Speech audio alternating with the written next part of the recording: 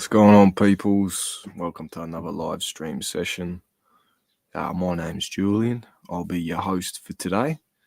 Fucking Israeli doppelganger put here by Mossad. The last guy, well, no good. Needed the more pro-Israel stance from him.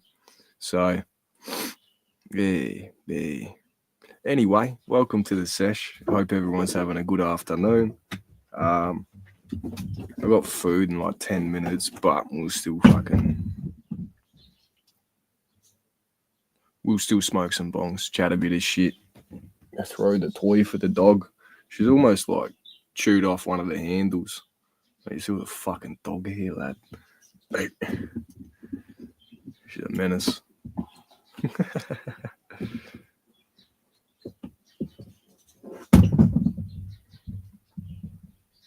Take it outside.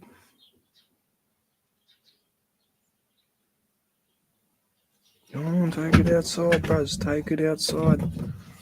Thank you. All good. There's a dog with a toy. But yeah, pretty chill day for the most part. Started early. Got up around, I'd say 8 o'clock, 7:30, 8 o'clock. Went and got some breakfast. Sat down at the park. And then, I was chasing Pokemon. Got some Pokemon. But, pretty cruisy day other than that. Didn't really get up to too much else. Done a bit of gardening the other day. Mowed the lawn at the old girls. Pretty cruisy though. Pretty fucking cruisy. So yeah, we're just gonna smoke some bongs, chat some shit. Might even play some tunes. Hang on a second. I'm trying to what was that tune I was playing earlier?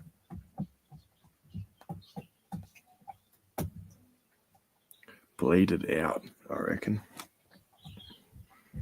But it's this one track by Linkin Park that I haven't heard for a long fucking time. It's one of their main, like one of their popular songs. I think it's called Bleed It Out. But, yeah. Hey, JTS, what's going on? Not boy you. Hi, how you going? Fucking, what is that image? Is that a leg? Is that... Oh, that's a gnarly one. Anyway, fucking, we'll let that go. Not boy you. Bangladesh. Okay. What's your picture? What's going on there? Fucking, it's an interesting picture you have. Good to see you, JTS. Fucking, let's go. Let's have our first bong of the day. I don't know what the fuck that means, but I know Bangladesh, it's... there's nothing wrong with being a Paki or an Indian, bro. We just don't like you here in Australia, that's all. But you're more than welcome to, like, chill in the chat and whatnot.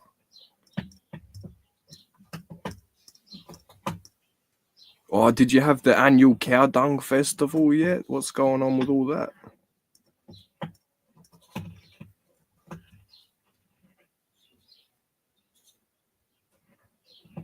I heard they have cows in their houses in India. But, yeah, I don't know. Not too sure. Let's find out where the fuck that could possibly be.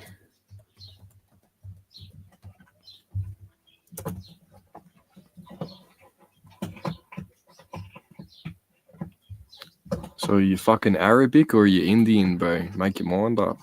It's a common name in Muslim communities. Oh, he's Muslim. In Bangladesh, India, and Pakistan. Yeah, Muslims don't belong in Bangladesh, India, or Pakistan. Yeah, it's pretty sad what happened there. But, well... like you gotta have respect a little bit for the Muslims for the most part. Like, they're very dedicated to their faith. You know what I mean? Like, so much so, like 80% of the Muslim population, they name their children Muhammad. But you don't see Christians naming their kids Jesus, and you don't see Jews naming their children Satan, right? So yeah, it's What, they want them all to be the prophet, cuz? What's going on? Who knows? But yeah, it's apparently old mates say that's his name, Mijana, which is a male name of Arabic origin. Okay. Okay. Fair enough.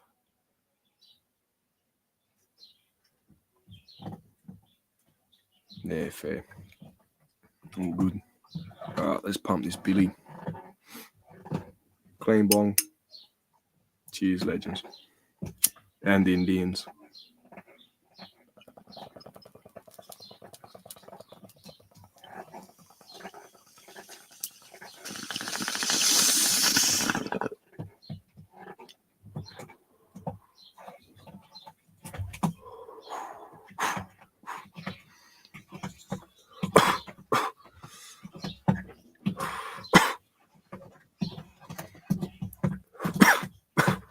God damn.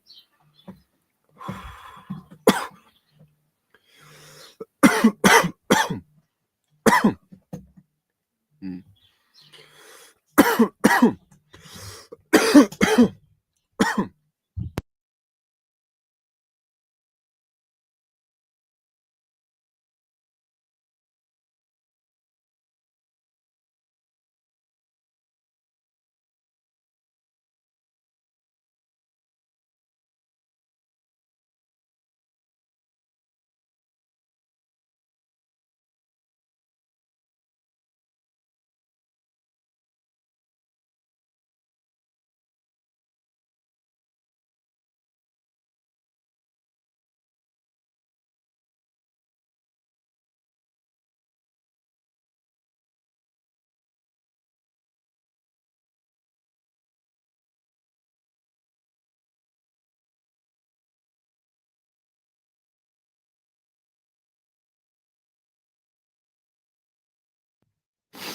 A bit of a hectic cough there, mate. Fucking hell.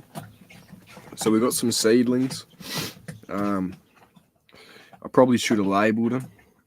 So I think this one is Mamacita. So this is guaranteed female.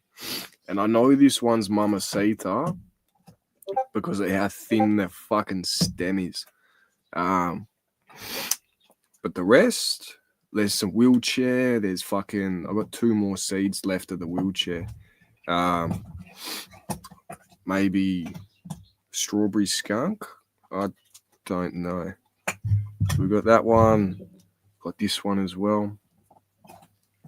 So we got 4 seedlings that survived, made it through. I left a couple outside, so they got fucking a bit damaged by the weather. Still, we're in spring, so the weather here is like fucking bit skits. So this little one's doing it right though. This one's going to be a solid one. I think this is indica just by looking at the leaves. Indica dominant anyway, so that must be wheelchair. And this one, it's sort of the same pattern with the leaves, almost. But yeah, I don't know. We'll see. We will see. Now I do got to run inside real quick. I just got to get me fucking get me din-dins, lad. I'll be back.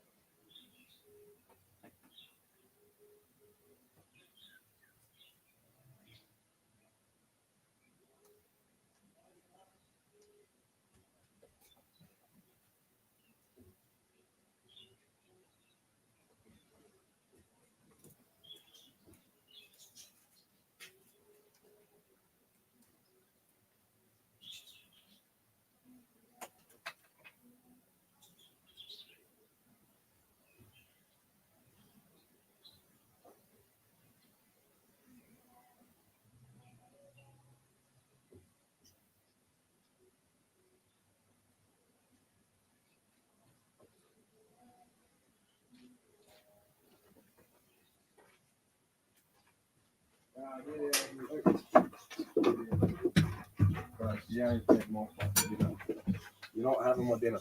Yeah. Sure. Go on. Wait. Here, take your toy. Come on. Go play. Go play. Go.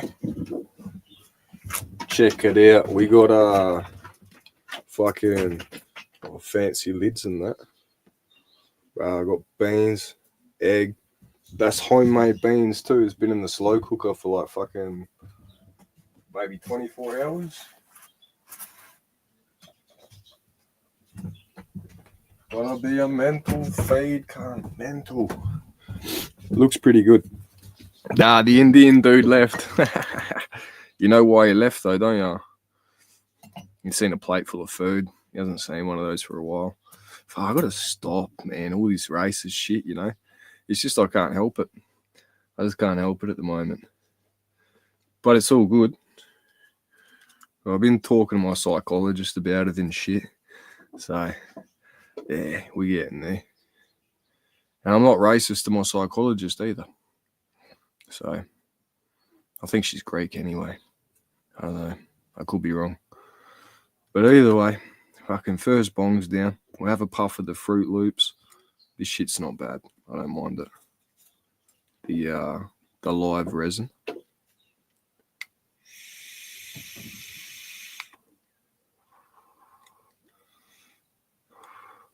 Good stuff. So I reckon what I'll do is I'll chuck on like Malcolm Douglas. We'll run a bit of that. And then have me dinner on the side. And yeah, you get to step into my world a little bit. See how I do my afternoons. Ain't much to this. We just smoke bongs, chat shit, talk politics every now and then. I do lean I'll lean to the right a fair bit. At the same time, I wouldn't say I have like a political affiliation. I'm just a nationalist, a white nationalist. You know, I always hear about the fucking the good old days. You know what I mean? Oh, fuck the good old days, bruh.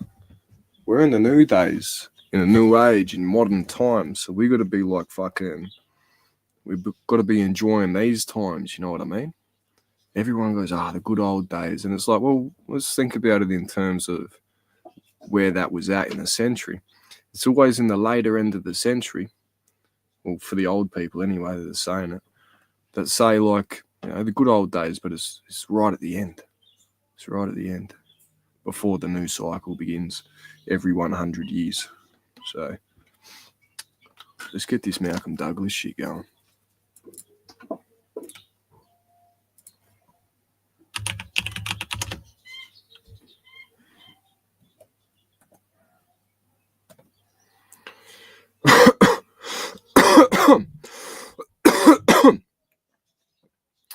Alright. Journey into yesterday. I reckon this will do.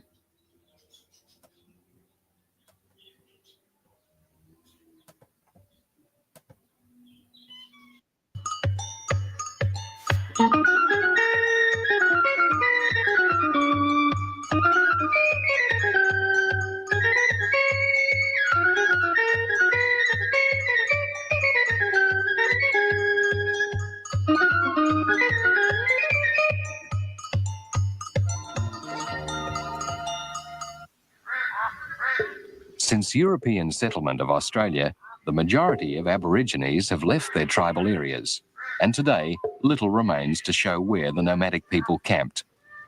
In the more remote regions, there are still Aborigines who spent their younger days living as their forefathers did.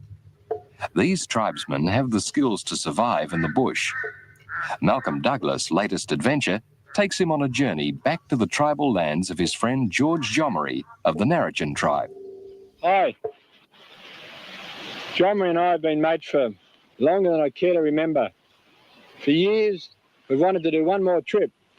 So for the next 6 weeks, Jomery and I are going to travel right back into his tribal area in the far northwest of Western Australia. Good Tucker. And as Jomery says, he's going to learn of me that right? Yeah, right. I will learn them career. You're going to learn in white man. Mm. So all we have to do is pack up the Toyota Yeah. and get out of here. With Malcolm's dog Jowdy, the men head into the northern Kimberley. It's late in the dry season, hot and oppressive. For a time, they follow the graded service road, then push on over little-known tracks into country where few vehicles ever go. With the daily temperatures and humidity rising, the spectacular frilled lizards are on the move. The fierce little reptiles go to extraordinary lengths to intimidate any intruder. They're harmless, mate. They can't hurt you.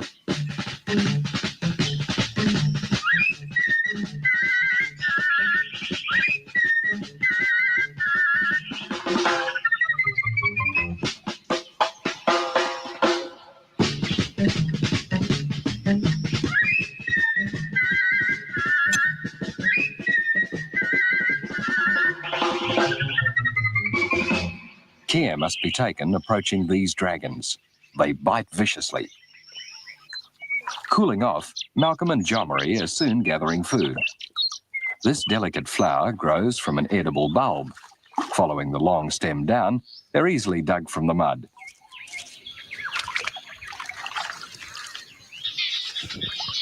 These small tubers were once gathered in hundreds. Washed clean, they're quickly cooked on the coals. In all these rivers in the Kimberleys, there's a strange crustacean. They're called a cherubin, and they're a giant prawn. You can catch them with a drop net, or Jomery spears them. And I've got a Freshwater piece prawns. of bait here. I'm just going to slide it down in amongst the weed. Just leave it there. I've got my little scoop net here. I'm just going to wait till they come out. I'm going to catch one. One on the bait now. Just going to get this net under him.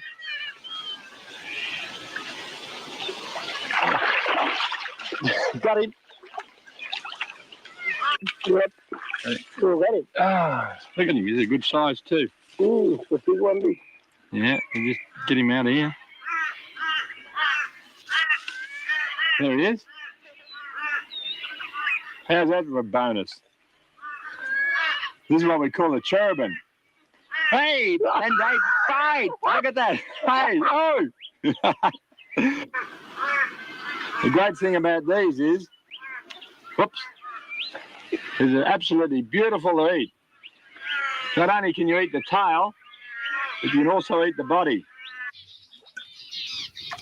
Jomery sits for hours waiting for the cherubin to approach within spearing distance. These days, he uses a wire spear tip.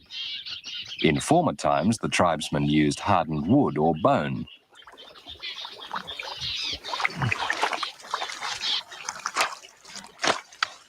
Also called long-feeled or long-armed prawns, they're best cooked covered with hot ashes.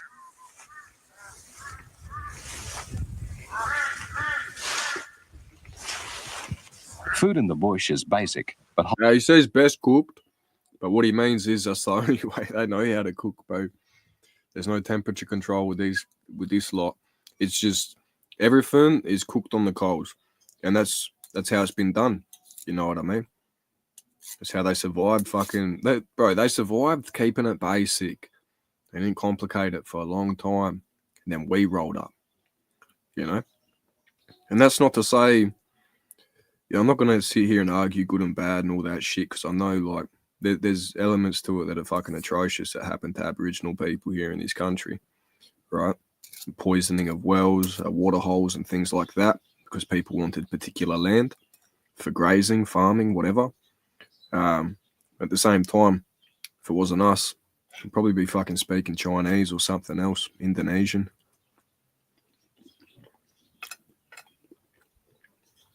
But wholesome. yeah, Lunch today is fresh damper, cherubin, and billy tea.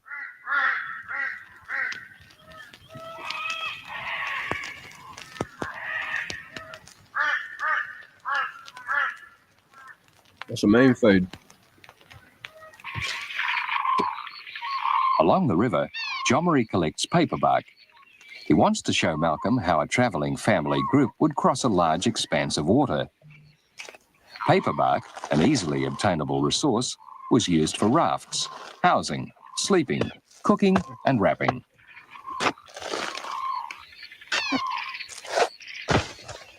After collecting sufficient paperbark, Jomery cuts a particular sapling growing on a nearby ridge. Its bark is used as a binding.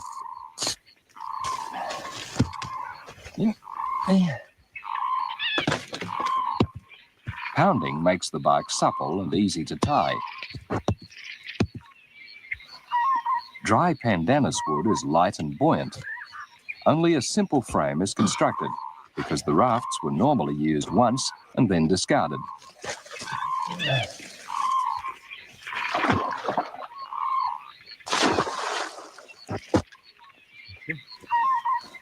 The rafts were employed frequently during the wet season when the rivers were in flood and the low country underwater. Hey, man. I'm just going to say this now. If I was a crocodile... If I was a crocodile, my bro. Fucking dinner served on a plate. What is this? What is this? That's food. If I was a crocodile. I'm just saying, like, that's fucking fancy eating right there. The tiny craft is surprisingly stable. And for the first time since he was a young man, Jomery heads off across a river on a paperbark raft.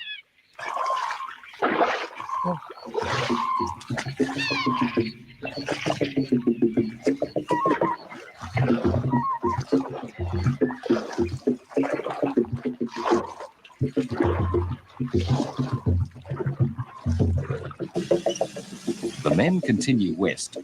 They're heading for Pantagen, a small Aboriginal outstation. Jomery, who now spends long periods hunting, returns to camp with an emu, his most favoured food after kangaroo and crocodile. He cooks it according to tradition.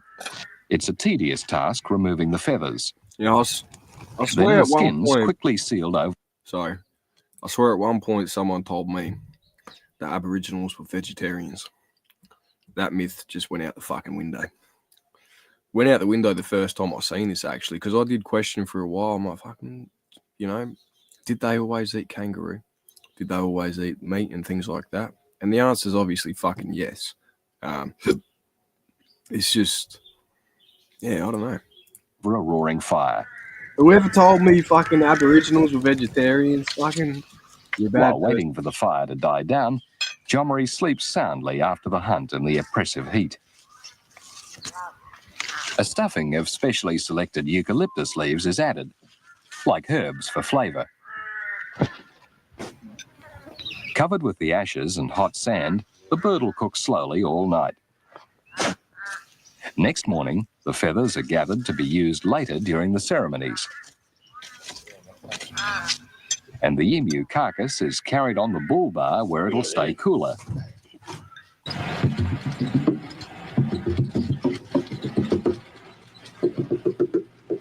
Wild scrub cattle, dangerous and unpredictable, are common around the permanent water holes.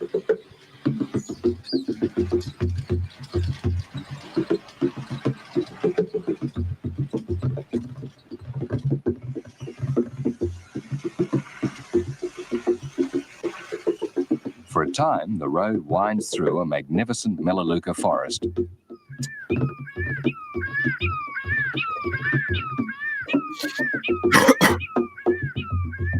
The destination... Look at that. Even though it's in like 2 pixels, that you already fucking know. You already know just out in that area, there's not another human being other than you and Jomery for miles. Fucking miles. The Australian outback is an incredible place. It's truly fucking beautiful. So, yeah, get amongst it. Pantagen is an old cattle station. where some of Jomari's people are attempting a resettlement program to escape the pressures of town life. One man in particular, Watty, is an old friend of Malcolm's. It's customary to present gifts, and the emu is dutifully handed over. Malcolm and Watty are soon out in the bush looking for signs of witchetty grubs. Top bush tucker, according to Malcolm. Look here. True. Where? Here. Off there, look. Oh, yeah. In a lot of places you get the witchetty grub in the acacia or the wattle. But out here in the Kimberleys, we get it in the box eucalypt. It's very hard to find them. You get these tiny little bit of sawdust at the base of the tree. And you get this knob just here. Once you find it, it's just a matter of cutting it out. We're going to have a good feed of witchetty grubs. I really love these witchetty grubs. Hey, what a good tucker. Yeah. Tucker. And once we've opened it up, you've got to be very careful you don't chop him in half. You just got to find him with this stick. He's gone up that way, eh? Yeah. Yeah. All right. Let's pause for a sec. We'll have a bong. We'll fucking quick little bill say, and then we'll get back into it. Hey.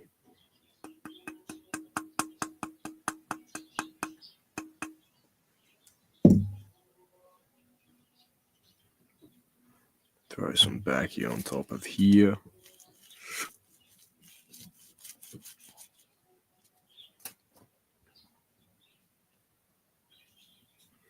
Not having massive bongs these days either. I just can't fucking handle it. Got to do a lung cleanse or maybe have a little tolerance break, and then I'll fucking be ripping skyscrapers like the fucking. I'll be ripping skyscraper cones down like the Twin Towers on 9/11 going down. Can't you fucking like that, bro? And you just see a plume of smoke going. What the fuck? What the fuck? It'll be skids. What up, Penny? How you doing? It's good to see you, man. I was reading this statistics thing the other day, and it was a poll put up that had over, I think maybe 40,000 votes that were already put to it.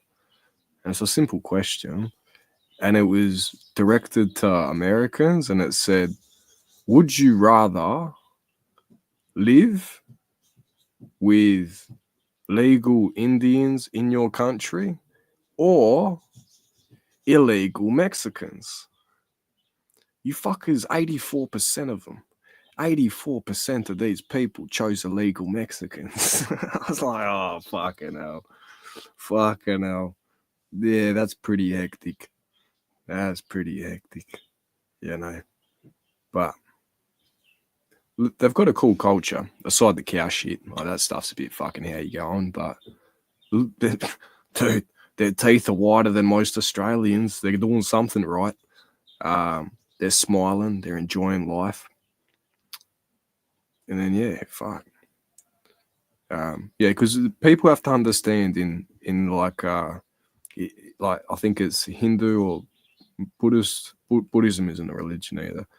But Hinduism, in that, like, the way you fucking smell, like your body odor, they don't give a fuck, bro. They don't care. It doesn't automatically make you a bad person or anything like that in their culture. That's fact. They don't give a fuck how you smell, bro. It's like, I don't think any of them use soap. They'd use some sort of product similar to, I'm sure, clean themselves somehow. But I have seen carcasses floating down these rivers where the people drink, swim, clean everything, fish. It's, yeah. We do burials in Australia. Like, we bury our dead. I think China, I'm going to shut the fuck up. I'm not going to get into it. Anyway, where's your bongs? Let's have a going. Hope everybody's having a good night. Those of you that are just tuning in. Yeah. Always smiling and usually happy for the most part. Exactly. I love my Mexican neighbors. Fuck, hey. I like Mexican cocaine. It's good sniff. Anyway, let's have a bong.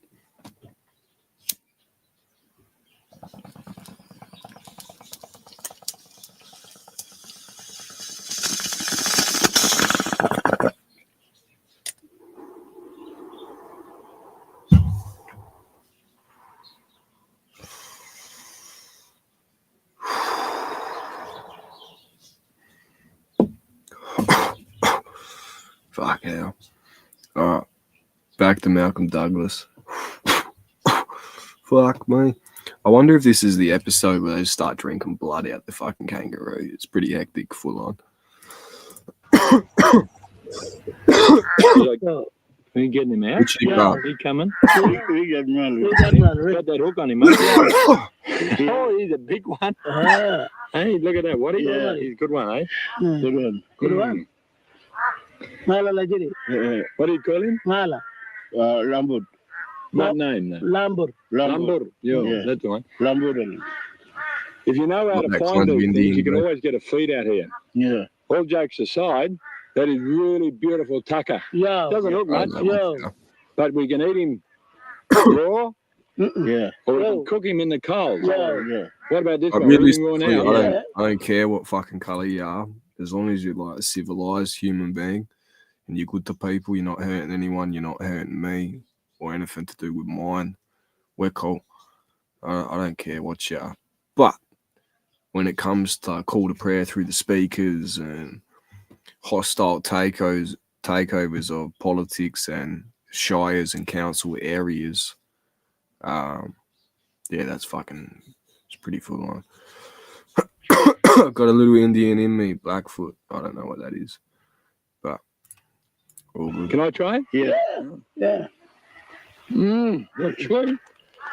Sweet, yeah. That's the one. Can you up? I reckon it tastes like banana. Can I finish him or you want Yeah, you some? finish him. Really? I'll take off. You want half? Yeah. I'll take half. I take a lot. Oh, gee. That's a good tiger. One of the main foods for Jomri and his people in the early days were the yams. Jomri just showing me some of the different signs, because if you can't read the signs in the bush, you can't find the food.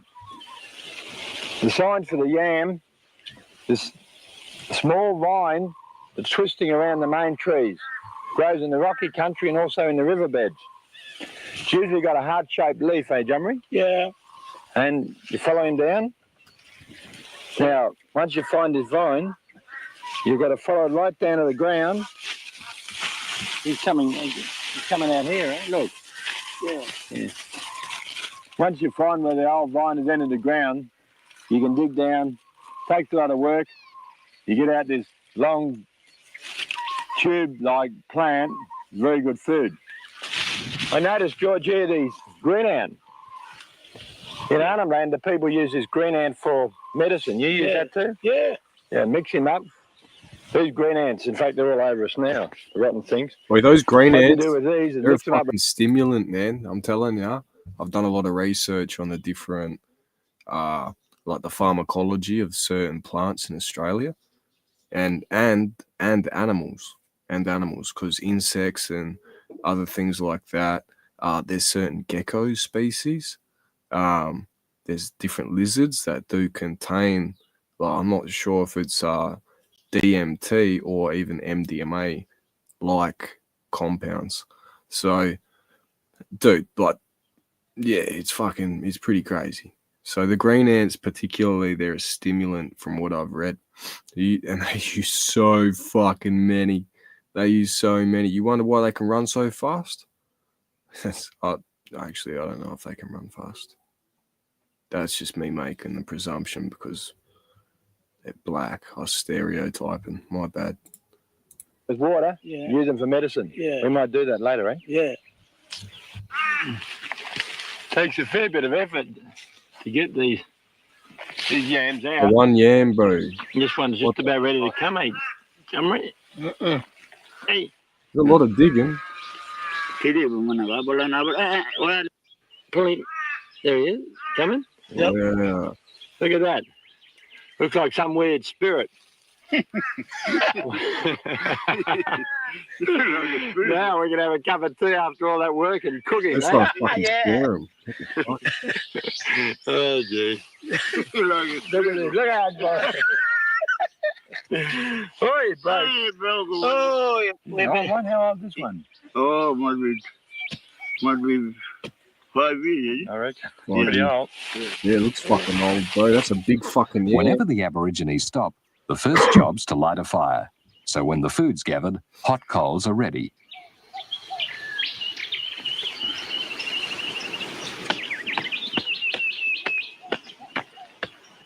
Sweet, John Marie. Sweet Marty. Very similar to an English potato, but just a little bit sweeter. These people call this mungati because of the light skin, eh? It's good. So call them Bushman name, Kan Mango. Fish name? Call them Kan Mango. That's hot.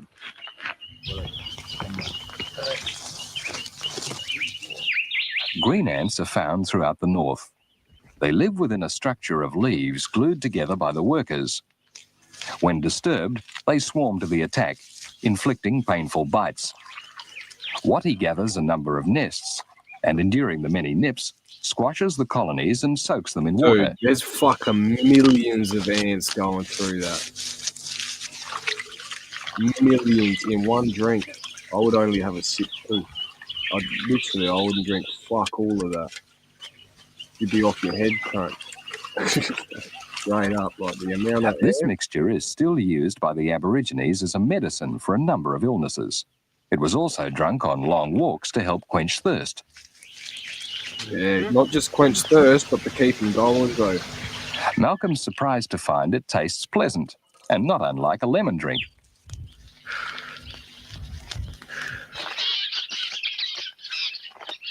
Jomery's located mature water lily bulbs in a drying water hole. Like the smaller ones found earlier, they're a traditional food and can be eaten raw or carried for a few days to be roasted on the coals. Yeah, that's not like that. Tracks on a sand ridge catch their attention, What do you reckon? and Jomery immediately recognizes the signs as a likely source of food. Look at the leg. I think he might be here somewhere. A freshwater crocodile has chosen this ridge to lay her eggs. Easily located below the surface, they'll be a welcome addition to Jomery's provisions.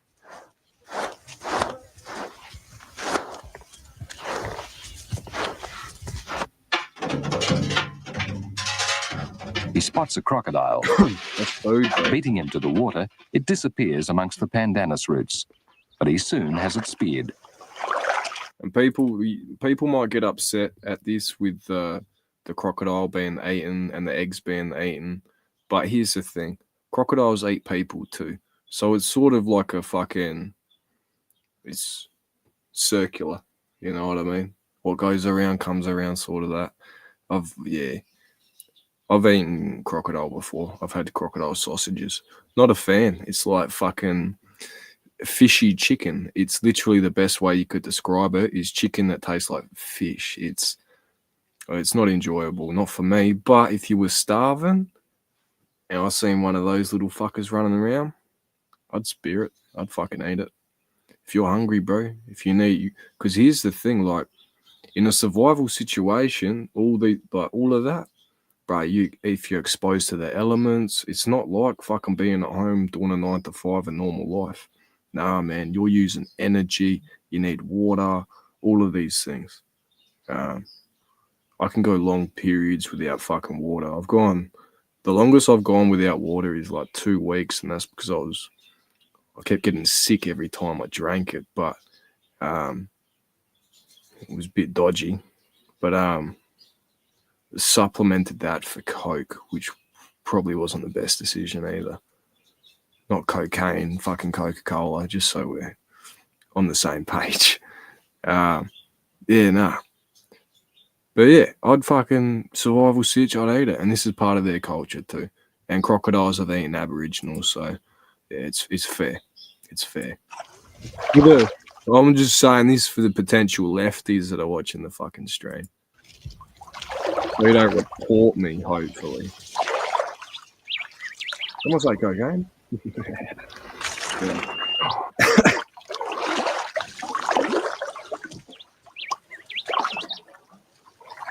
Towards the end of the dry season, many of the streams and waterholes shrink to shallow pools, and crocodiles and turtles are hunted. Groping along the bottom, the reptiles hiding in the slime can be grabbed. Most native animals are protected, and only the Aborigines are allowed to hunt them for food. Keen to catch as many as possible before he becomes too cold, Jomari hands them all to Malcolm, and for his troubles, he's bitten on the finger. Ooh, a finger. With only an hour or two in the water, Jomari's managed to pick up 4 long-necked tortoise and a freshwater crocodile. What are you going to do with all these, Jomari? We ate a lot. Eat a lot. And look at that. As well as their food value, the reptiles have a religious significance for the Aborigines. This relationship is symbolized by the cicatrices on their bodies. The shoulder scars represent the similar patterns on the front and rear legs of the tortoise. The cicatrices on the chest are a sign of manhood and copy the scale pattern of the freshwater crocodile. Leaving Pantagen, the men head for a particular rocky escarpment where, as a small boy, Jomari camped with his family. This is a special place, a home of the Wanjinas, legendary beings responsible for the creation of the tribal lands, the seasons, and all the plants and animals.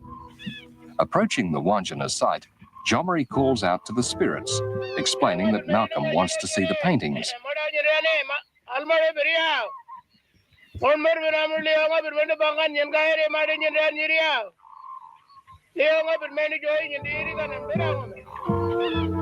The Aborigines believe that the Wanjinas, the ancestral beings, dispersed to caves all over the Kimberley after the Dreamtime creation period.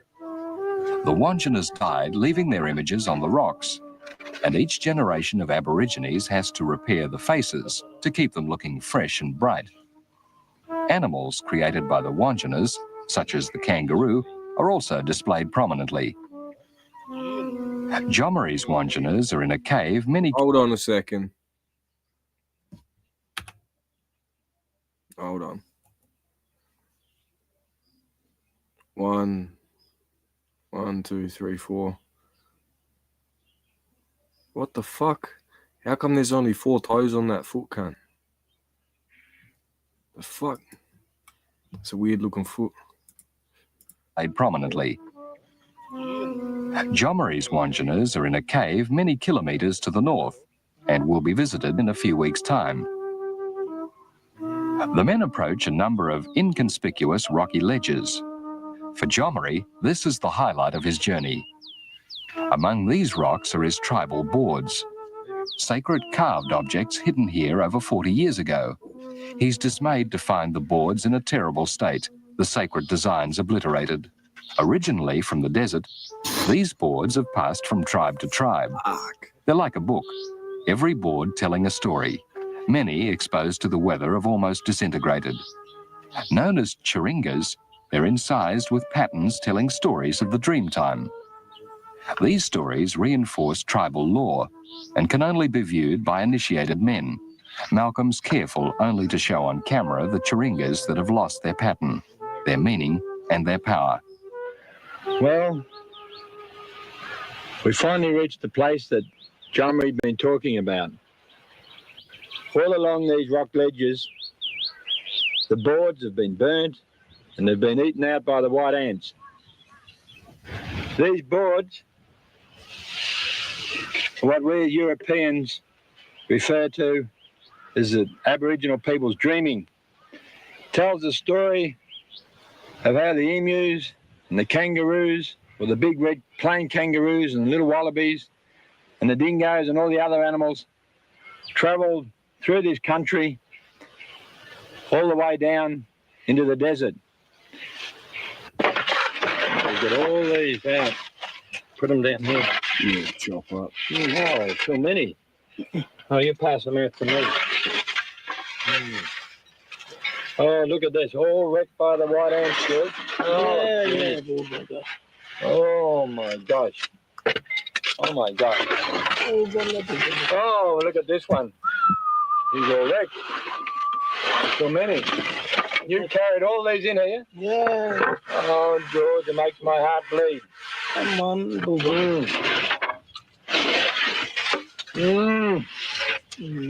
Look at this. Not happy. This is what I mean. See how the white ants have chewed into this? The story's gone. We're going to have to wrap all these up, put them on the vehicle, Yes. take them all the way to Bitcher Lily and leave him there. Yeah. Make you sad. Make you cry in the heart to see all this. Look at this, all wrecked. The white ant. Malcolm carefully wraps the most sacred chiringas. They'll remain on the pack rack, well covered until the journey's over. The Kimberley landscape is dominated by the grotesque shapes of the boabs. The ripe nuts are easily spotted on the bare trees, deciduous during the long dry season to conserve moisture. Although unpalatable, boab nuts can be eaten when no other food's available.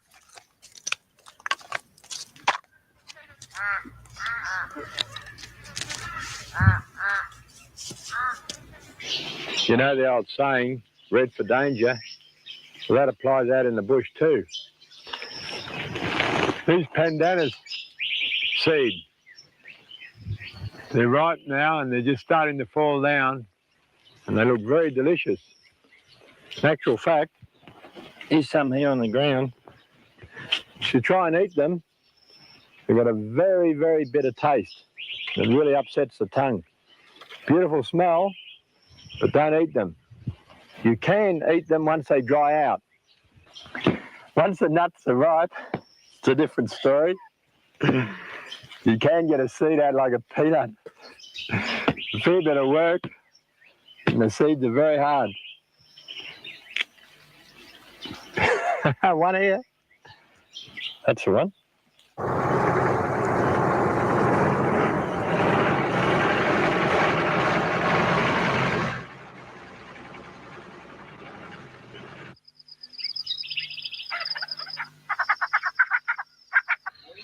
Aerial baiting for dingoes is a worry to Malcolm. There's the chance that Jardy could be poisoned. From here on, he'll have to stop her wandering. The night's camp is set up wherever the men happen to be at the end of the day, and the swags are rolled out on cleared ground. Jommery always has some bush tucker, and it's cooked on the open fire.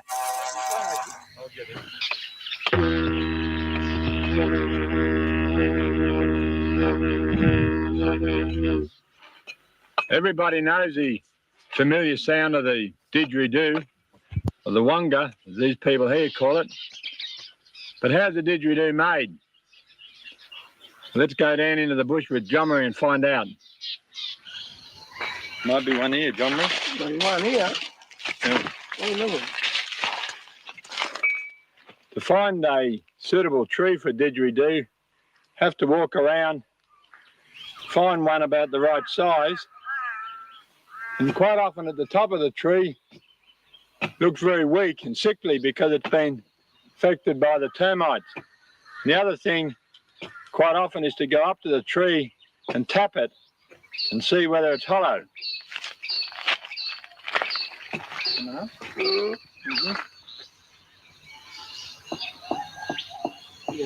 hollow now. Yeah. Looks like a good one. Yeah.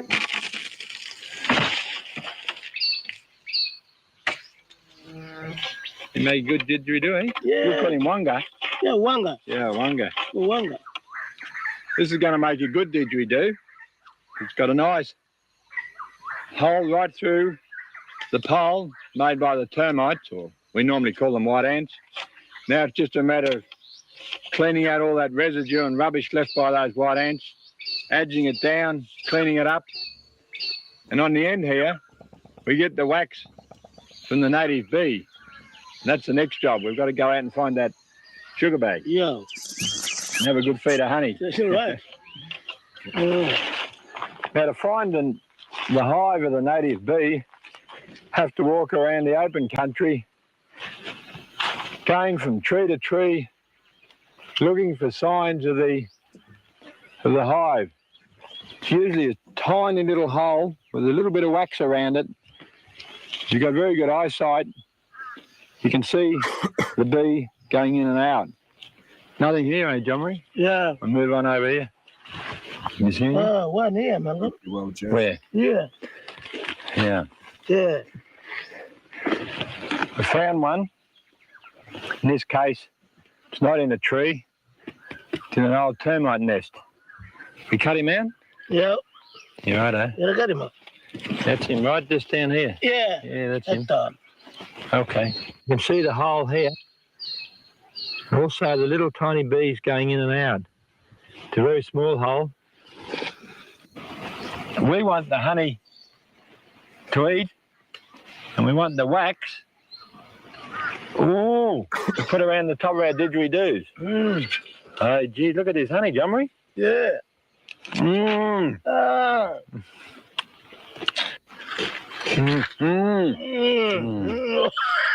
Yeah, honey is running like Honey, water. but I tell you what, it's a very messy job. When you got all the honey out of the wax, this brown stuff is what we're going to use around the top of our didgeridoos we're making. One of the nicest honeys I've ever tasted. This one, hey, Jeremy? Yeah. Once our didgeridoo has been cleaned up, nice and smooth, it's traditional. Always put on the red ochre or some type of paint.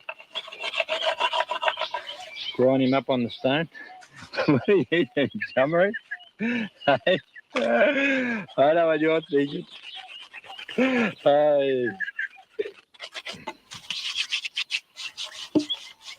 Yeah, I mean.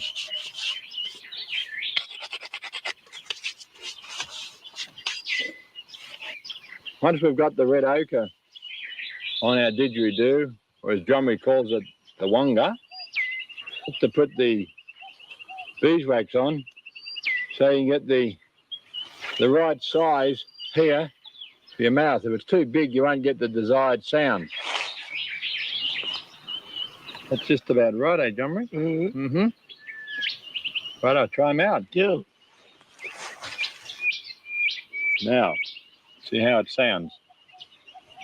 You ready, John Marie? Yeah. Ready for the concert? Yeah. Nice noise.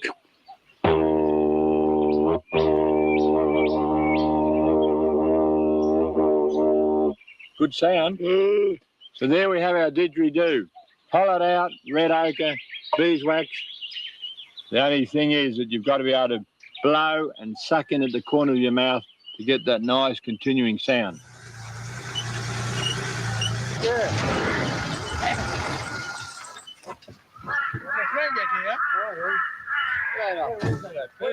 Returning to the main road, they pass through Mount Elizabeth Station and meet up with Malcolm's old mate, Peter Lacey. With his stockman, he's slaughtering a cow for meat.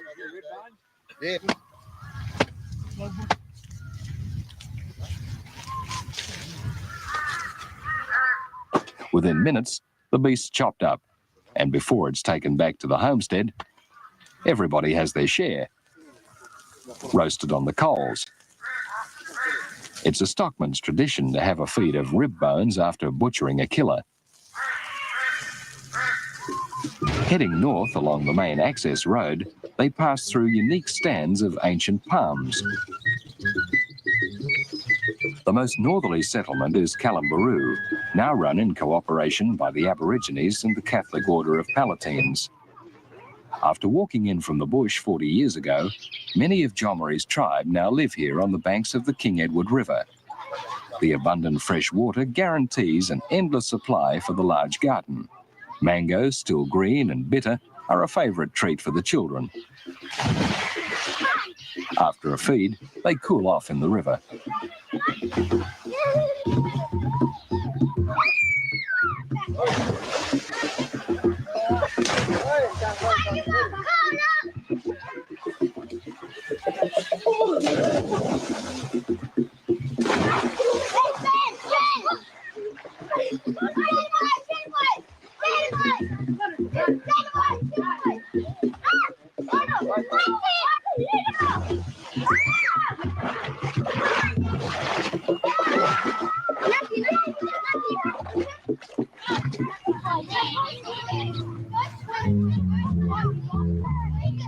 compulsive thieves, the huge Brahman bulls wander through the settlement scavenging.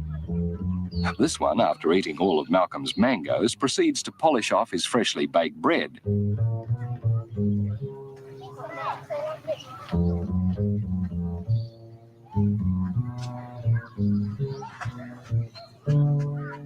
Malcolm's not impressed.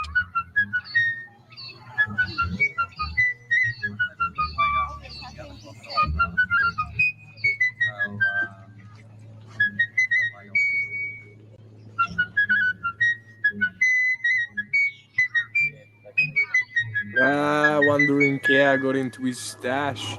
Leaving Kalambaroo, the men head for Jomari's Wandjina place. Along the way, they stop at a dry creek bed to collect white ochre. This is nice and clean. These scattered deposits are still eagerly sought after for body decoration during ceremonies and for cave painting. In the morning, Jomari's quiet. He's about to see his Wandjina again. It's going to be a big day. This your Wandjina, Jomari, eh? Yeah. What name this? What name?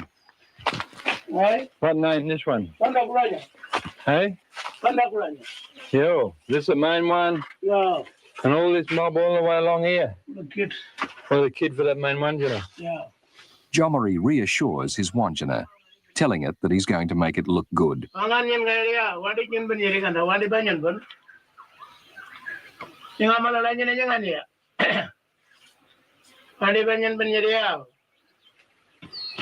Every man that owns or is in charge of one of these sites used to arrive about this time of the year, just before the wet season, and repaint his Wandjinas.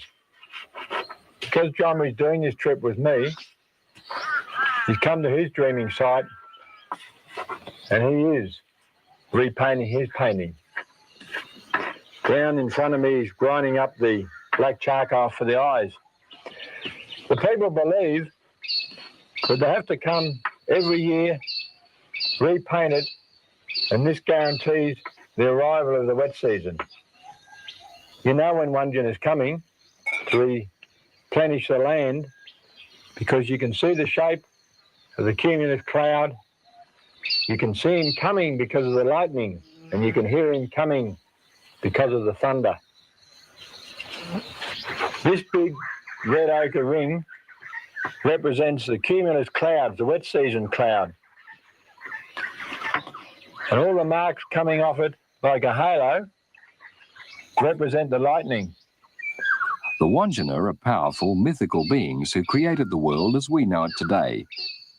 They still have control over the land and its people.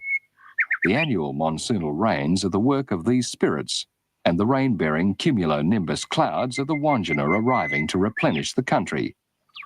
Without the rain, the land would lie parched and everything would perish.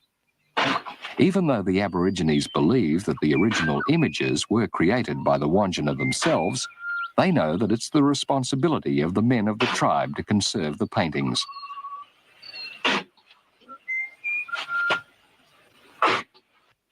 In former times, all the men gathered to repair the Wandjinas, the custodians of the site organising the procedure. Today, there's no one to assist Jomari, and he restores only the main image. Sadly, within a few generations, these paintings, like the tribesmen, will be gone forever. Malcolm's interested in the local fauna and has permits to catch, film and release alive native animals. A trap's baited and checked and left for the night. In the morning, the trap holds captive a very skittish northern quoll, or as they're more commonly called, a native cat. Malcolm examines it cautiously. They're very bad-tempered. I've got to be very careful here, otherwise I'm going to get bitten. Got these really strong teeth, these strange feet for hopping around on the rocks and also for climbing. When they run, they sort of jump. They've got this long tail that they stand up in the air. This is a very old one. This is an old male. And he's losing a lot of his fur now, but the younger ones have got a beautiful mottled pattern They're brown and white. We rarely see them because they only come out at night. The sun up now, starting to get warm, so I'm going to let this one go. Come on, mate. I'm going to put him up the branch here so you get a better idea of how he runs and what he looks like. He'll probably run along this branch down across the rocks. Come on, old man. Don't you bite me. There he goes. There we are. Oh, he's gone. He's off. This morning, caught another native cat. Come on, let go, little mum. This one is really interesting. I want to show you something. Down here, you can see all the little babies. Oh, wow. The female doesn't have a true pouch. The area around the nipples is surrounded by a flap of skin. The young are carried for about 2 months, then placed in a nest where they're suckled until 5 months old. Although common, quolls are nocturnal and rarely seen. Right, I will close it up. I think we'll let her go straight away before she gets too hot. Meanwhile, Jommery's been away hunting and returns with his favourite food. The kangaroo has always been the traditional food of the Aboriginal people. It's been their main meat. With these large males, before they're cooked, they always get the sinew out of the tail. It's a tendon that holds the tail up. And the idea of getting all this sinew out is to use it for string. They dry it, they use it to bind up their spears. Any more there? There's one, look. Oh, look at that one. There we are. Once they've gathered up all the sinews, they chew them up, get them nice and supple. And they have to stretch it and flatten it out at the same time. So at the moment it's all soft. Here it goes. Yeah. You can see how that is flattening out. It makes a very strong string like a nylon. Once they've removed all the tendons and the intestines and everything else, they get a stick, stitch up the small hole they've made in the stomach. They use a little bit of the intestine to tie it up. The idea of this is to completely seal the meat, so when it goes in the fire, it retains all the juices.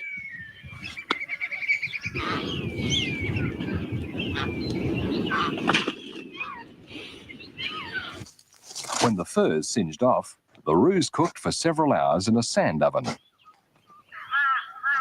Oh, gee. Hey, put him on the leaves. Oh, my gum. Well, there he is, all cooked. And at this stage, he looks absolutely revolting. Oh, gee. In actual fact, all the skin acts like an aluminium foil. It keeps all the juices in. And Jomry, you're going to hit him now? Clean all this rubbish off, yeah. Jomry's going to clean it all up. It's all very juicy. And it's not a bad feed, eh, Jomry? Yep. Within hours, the sinew is dry. And it'll come off quite easily. There we are. Use it as a binding. People, Jomry's people, always used it to bind their spears together. The Narrabeen tribesmen were great warriors, and the men very proud of their exceptional skill with the long fighting and hunting spears. In the early days, everybody carried about a dozen spears, eh, Jomry? Yes. And after they've straightened the bamboo up on the fire, they add a piece of hardwood here to give the spear better balance and make it a lot stronger. They hold it together with either Spinifex wax or sugar wax. There's so many different tribes, Penny. To hold this hardwood to the bamboo, Jomry's just They about all to have use his different traditions, procedures. the kangaroo sinew that he collected a few weeks ago. This is just what we get to see with this particular tribe. The tips of the spears in the early days were stone, quartz, chert. Now they use bottles. You can see how dangerous these are. Once they hit somebody, of course, the little pieces of glass all broke away, got in the wound. You've got to remember, they throw these with tremendous power, so it goes right into your body. And what, it'll kill you, what, 1 day or 2 days? 1 day or not, 2 days, 3 days. Yeah, 3 days if it's not a fatal part of the body, and That place. all the little bits break off, stay inside you, You did. and you're dead. Although Jomari still uses spears for certain game, rifles are now used more often for hunting. He waits patiently for a freshwater crocodile to surface. Malcolm helps Jomari find his croc. A spear is used to locate the carcass and to make sure the croc's dead. A wounded croc's very dangerous.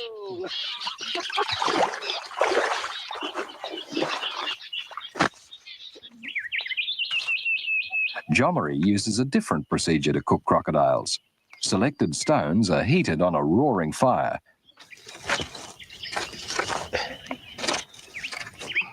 The heated stones will cook the meat, while a sheet of paper bark and a layer of sand retains the heat.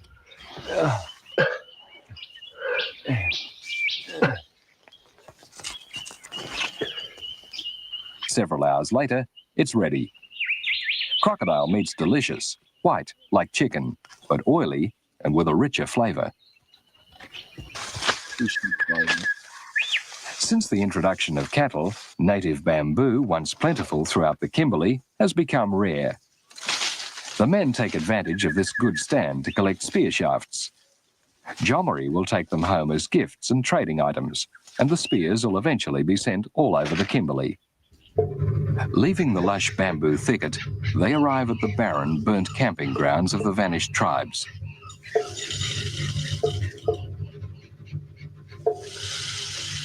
It's an eerie place. Empty caves and rock ledges, where for generations family groups sheltered during the wet season. Now they've gone. The only evidence of their passing, a stone axe head, a few stone spear tips, and fading wanjanas, guarding the spirits of the dead. For Jomari, a sad reminder that his people have left their country and the old tribal ways have gone forever.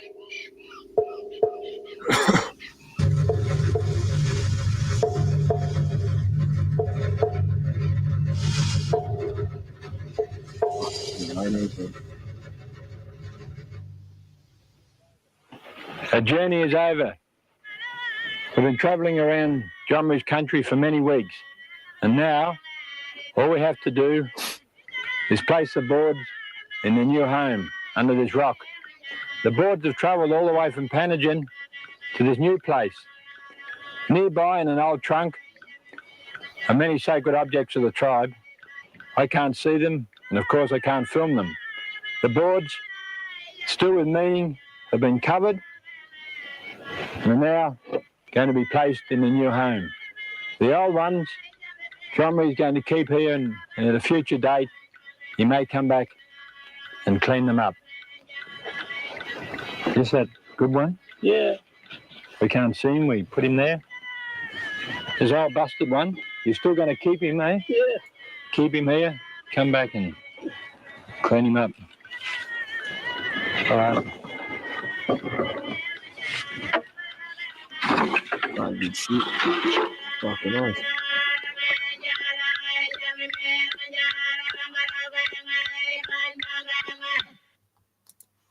Oh, there you go. There you go. Fucking hell.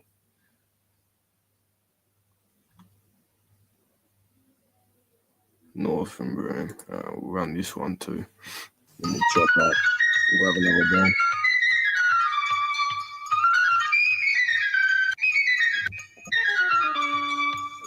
I'm Malcolm Douglas. I've been travelling around Australia now for over 20 years. My favourite area would have to be the far northwest region of Western Australia. It's probably the least known and the most rugged and the most inaccessible place to get into. And on this trip, we're going to launch a boat from Broome and head right up the coast.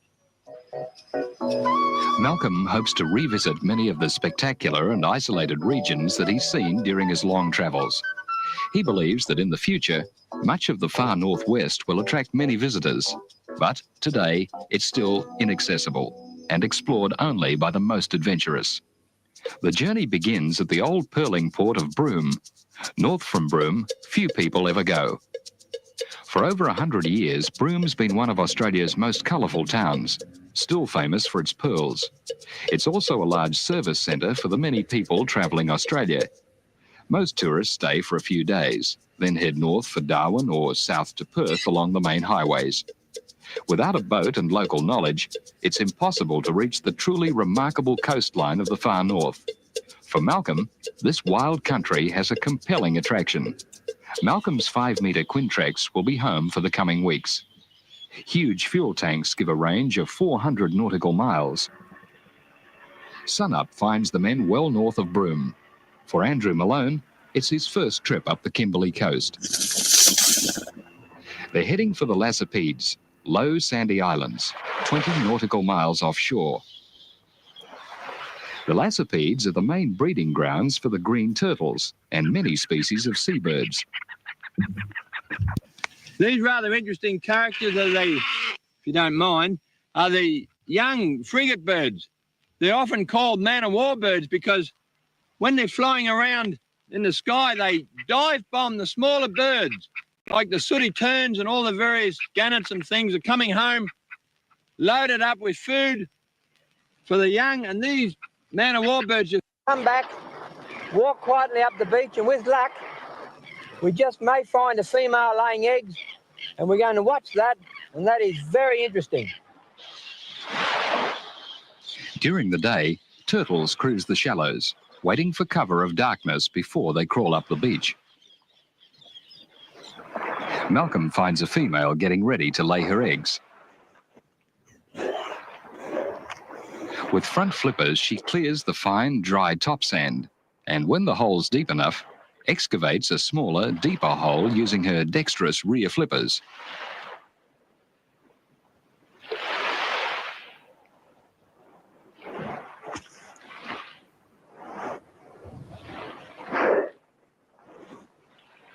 It's a physically exhausting task, and she rests frequently. Green turtles deposit over 100 eggs. Instinctively, she pushes and pats the sand to cover the eggs.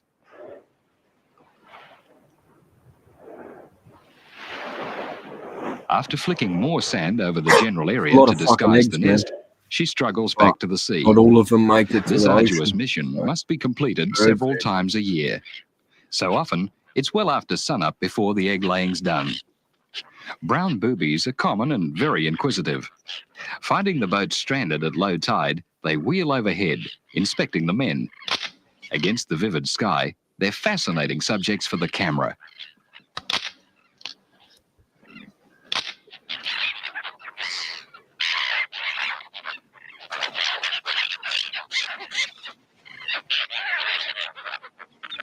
And sunsets off the far west coast are breathtaking.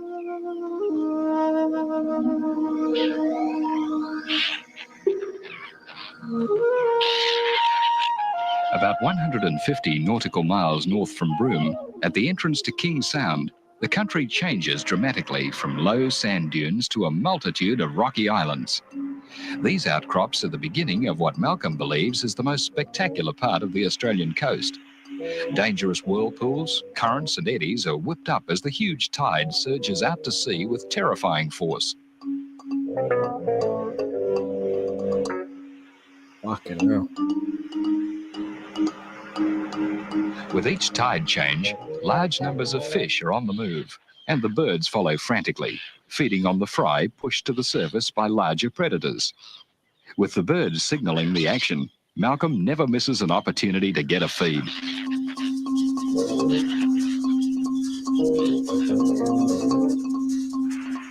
On blustery days, King Sound is even more hazardous. The sea and the wind opposing forces, creating wild, treacherous waters that can flip a small boat without warning. North of the Sound, the coastline looms, awe-inspiring. Sheer rock walls, narrow waterways, and cliff-locked harbours make this place unique in Australia. Banana farmer.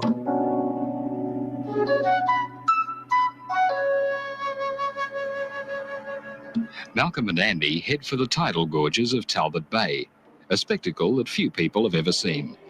The waterways gradually decrease in size. The openings into the last two bays are very narrow.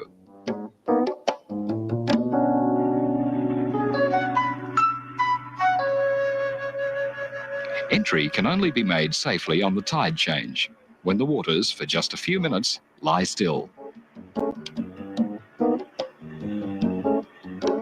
The last bay is almost landlocked. The entrance a mere 15 metres wide.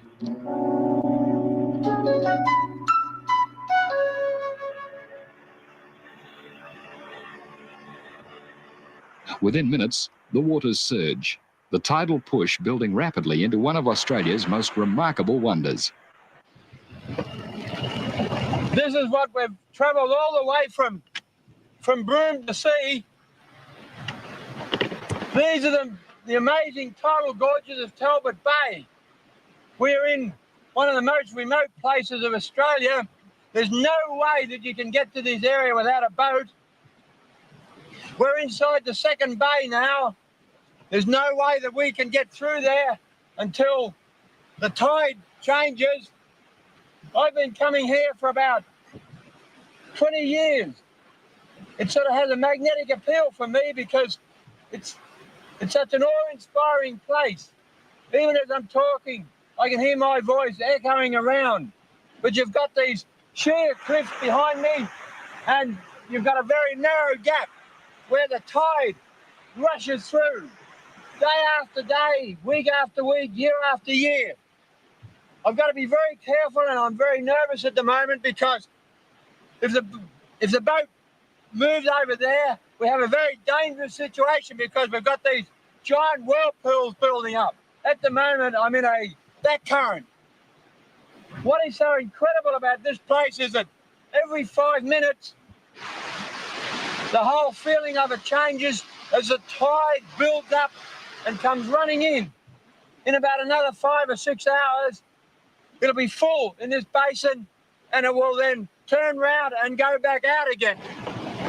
What we're going to do now is start the motor and see if we can work the boat up just a little bit closer so we can have a look up that very narrow entrance where the tide is rushing through.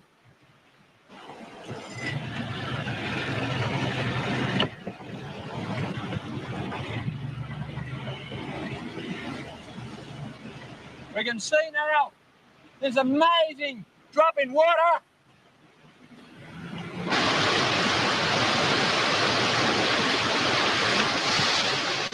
Without a doubt, this is going to be one of the great natural tourist attractions of Australia.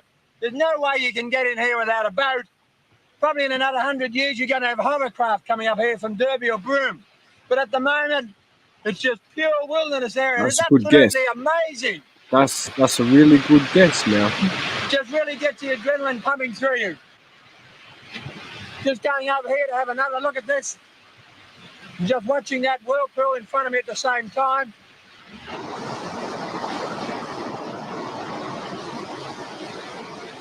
Malcolm believes that when this area becomes accessible to the round Australia traveller, this coastline should be protected with a national park classification.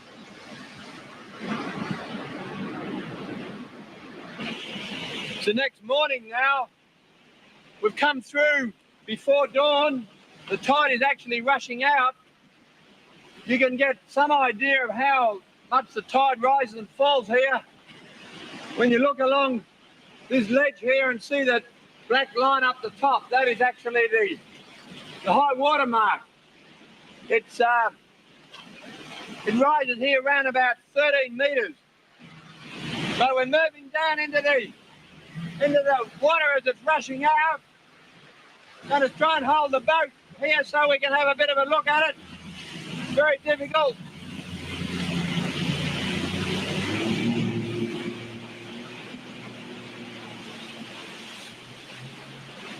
What I'm hoping to do this afternoon when the tide is running back in again is to climb right to the top of this gorge here and see if I can get some shots straight down into it.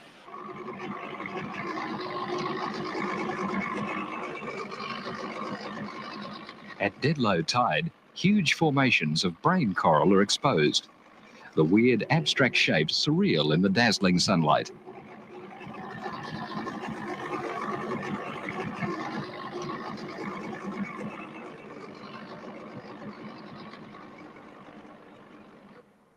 Malcolm makes it to the top, where the panoramic views are unsurpassed.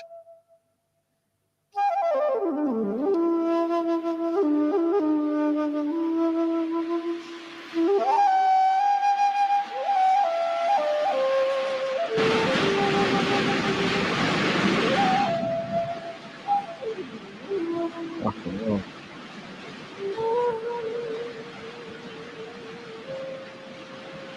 That's weird.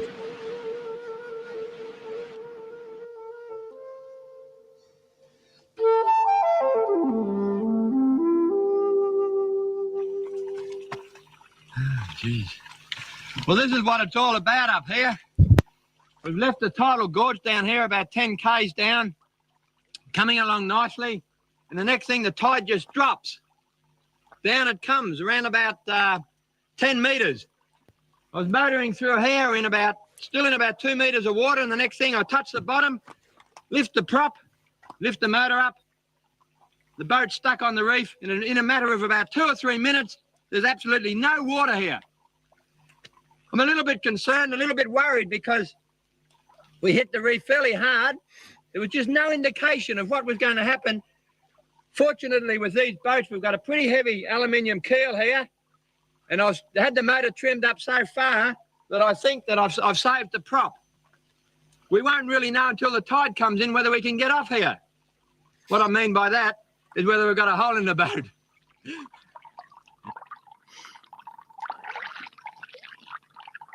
Waiting anxiously for the incoming tide, Malcolm carefully checks the hull and outboard motor for damage. The tide trickles over the reef at an alarming rate.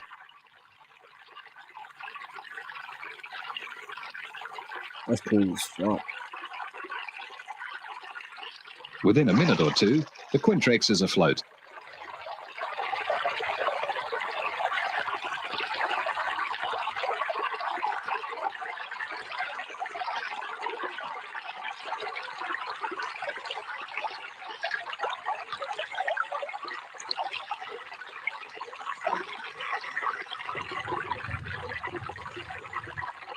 Luckily, there's no problem with the boat or outboard, and the men head for Cone Bay to replenish their water reserves.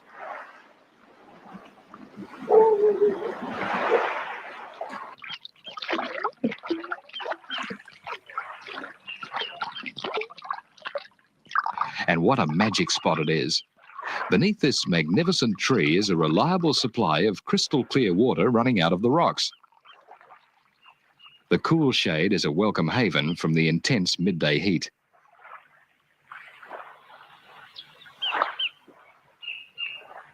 Leftovers from lunch attract a motley army of hermit crabs.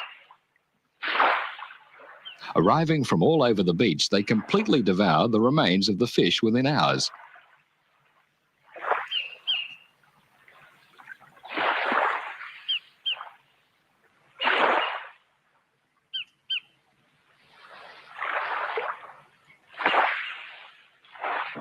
"15 years ago, Malcolm lived for a time with the Bardi Aborigines, seafaring people from the Northwest Islands. Many of the old people are now dead, but their families have settled on the mainland at One Arm Point. Malcolm calls in to renew old friendships, and the children, like youngsters anywhere, show off. The Bardi are now a community of many races, the result of 100 years of contact with the pearlers.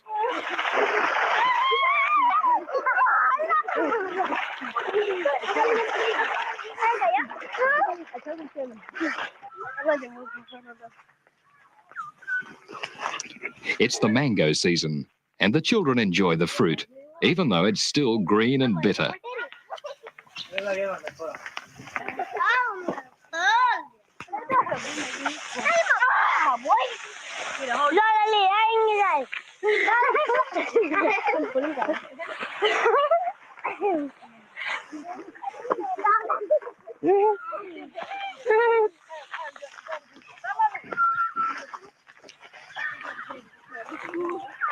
The Bardi have always lived on the rich bounty of the sea, and the children still learn many of the traditional skills.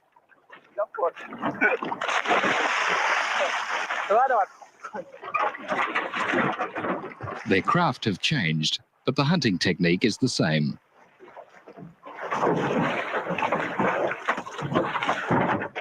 The Bardi have always hunted turtle.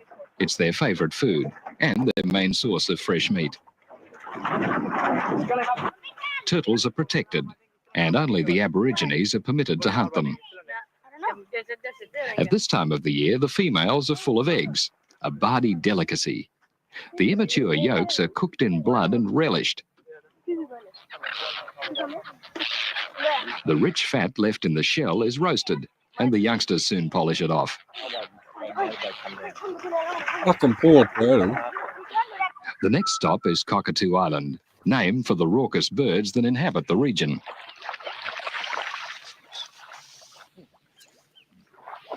This is one of the few settled areas along the coast. The island is virtually a huge lump of iron ore. BHP have been mining it for over 30 years.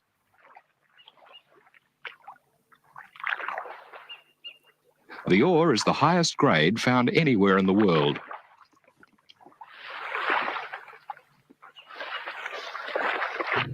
The open cut is almost mined out, and within a year, operations will cease. The last of the suitable ores being stockpiled ready for shipment to the world's smelters. When this reserve's exhausted, the island will be abandoned.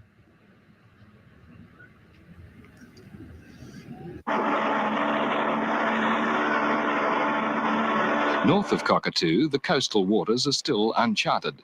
Hidden hazards abound and bigger boats steer clear of the area.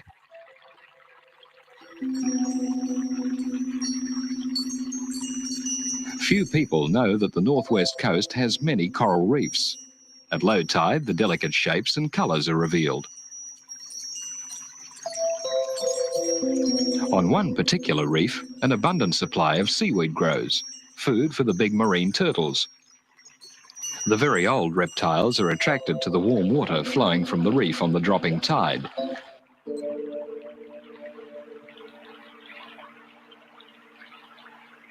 They nonchalantly laze about, unless panicked towards deeper water.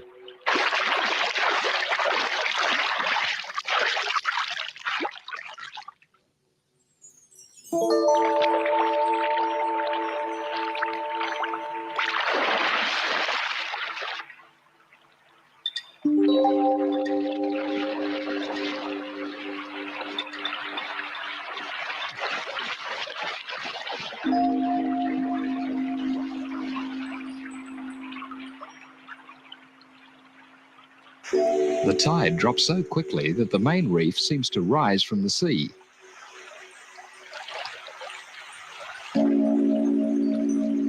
The cascades spill over the edge until the rising tide covers the reef again.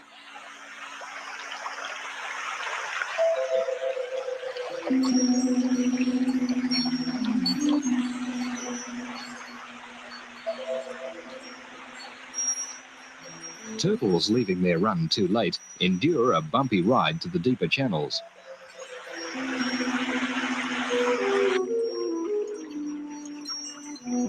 Those trapped high on the reef browse in the rock pools waiting for the next rising tide.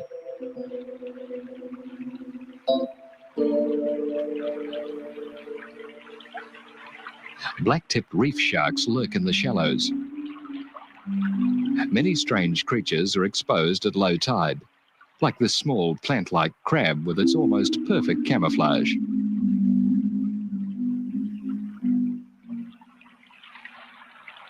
The pencil urchins, too, wait for the tide to run in. And when the tide does come in, it surges across the sand flats with unbelievable speed. Within hours, there'll be 10 metres of water here.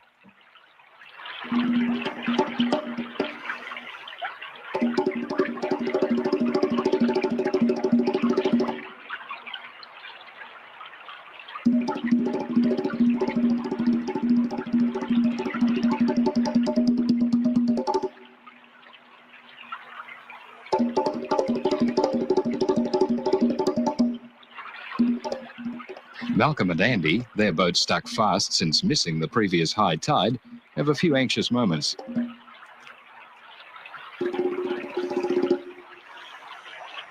The rushing water scours the sand from the keel, and it looks as though the boat will roll over.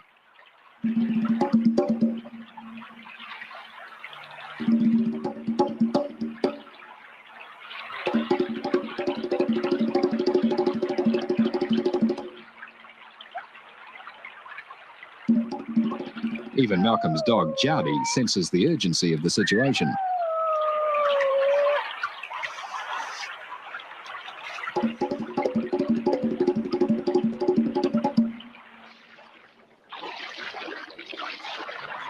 With the tide come the sharks. This large, Hammer down curious and help hammerhead next circles time. the boat. Fucking hell. Get fucking trapped there, cunt. No boat. Didn't have no fancy fucking Garmin watches back then, cunt. High on the reef, sleepy sharks wait for a feed. Malcolm hunts them away from the boat.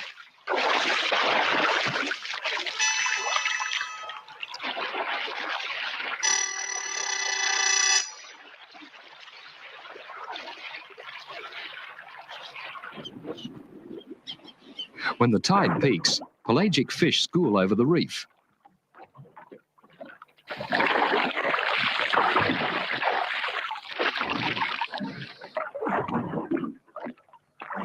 Heavy lines make sure of a catch. Fish must be caught almost daily, and if you don't like eating fish, you go hungry. For sport, Andy tries a game rod and hooks something big. He's hoping for a large mackerel. But when it's only a shark, he's not too impressed.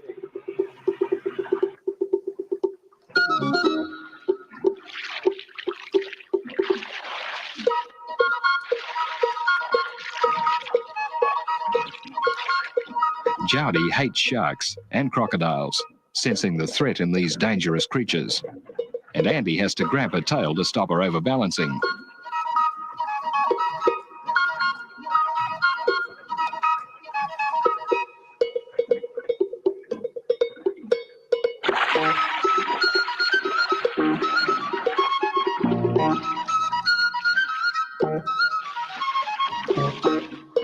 Removing a hook without getting bitten is never easy.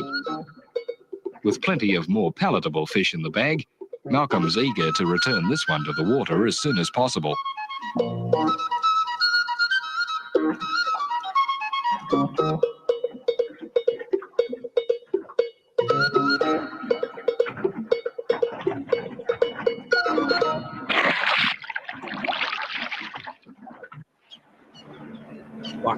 There are more islands along the northwest coast than off any other part of Australia. Few people visit these remote, rocky outcrops, but for Malcolm, they're fascinating places to explore. Of all the places that I've visited on this remote and wild northwest coast of Australia, this particular island would be the most mysterious, the most eerie, because this island is the island of the dead. These bones, these skeletons, belong to Aboriginal people. It always saddens me when I see these coffins along the coast. These are fairly recent ones. It saddens me because these strong Kimberley tribes have gone from this area. They were still here 30, 40 years ago. These two people would have died on the mainland. When the bones had dried out, they were gathered up by the people. During ceremonies, they were placed inside these bark containers. And they've travelled from island to island from the mainland and brought the bodies right back to their dreaming place. These particular people may have died hundreds of kilometres from here, but the members of the tribe would have carried these bones until they reached the mainland, or some 12, 15 nautical miles from where I am now. They used raft made out of mangroves, a special type of raft, and a basic paddle. And using the tides, they would have island hopped all the way across till they finally brought these bones to their final resting place. Perhaps in a year or two, a big cyclone will come through here, bring up gigantic waves, pick up these skeletons and scatter them along the beach. Once these particular skeletons go, apart from a few cave paintings, there will be no more evidence on this coast of the vanished Aboriginal tribes. It's a sad fact that many of the Aboriginal burial sites in the accessible parts of the mainland have been desecrated. To protect this site, Malcolm has deliberately withheld the name of the island. Along the beach, he makes a macabre discovery: charred human bones. They look burnt, but cremation was not a custom of the Kimberley Aborigines. Perhaps there's a more sinister reason for their condition. They might be Aboriginal, or European, or Indonesian. There's little that Malcolm can do but report the find to the appropriate authorities. This wild coast conceals many secrets. At the northern end of the island is a stone cairn, a marker erected in former times by the custodian of the bones to warn visitors that this island is an island of the dead.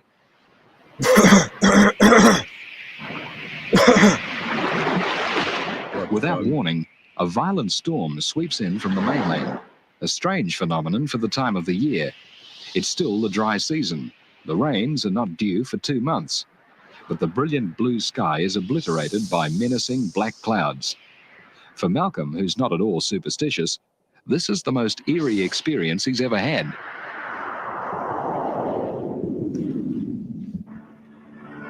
By morning, the storm has blown out, and the seas are again glassy calm.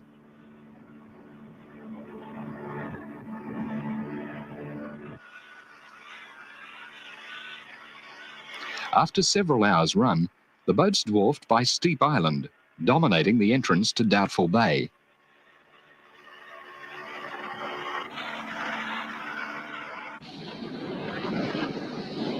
Malcolm heads for shore to check out a freshwater soak.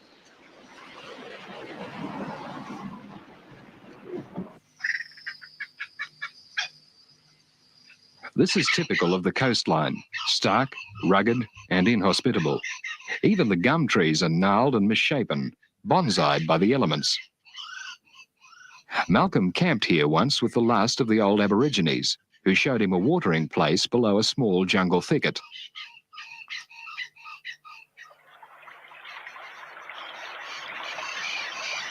Between the rocks, a regular flow of fresh water is exposed, for only a few hours at low tide.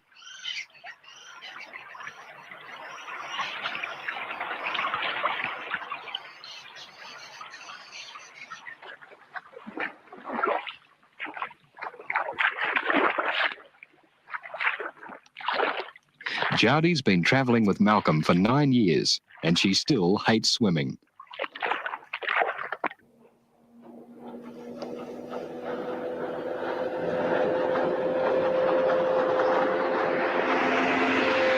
From Doubtful Bay, it's a long journey up Walcott Inlet. As they swing into the Isdell, it looks like the mouth of any northern river, with its dirty water and mangrove-lined banks of mud. Hardly an impressive sight, but within a few kilometres the scenery changes dramatically, and the river runs through a giant chasm of breathtaking beauty. To one side lies an even bigger chasm, with an abundant supply of fresh water. On the full tide, Andy tries his luck, for this is the home of the fighting barramundi. It's Andy's first try at barra fishing, and within minutes he's landed a whopper. Most fishermen only ever dream of catching a barramundi this big.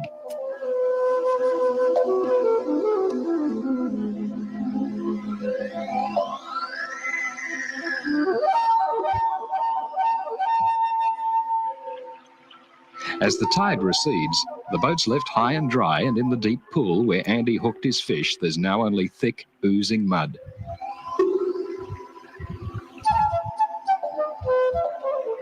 By late afternoon, the river is dry.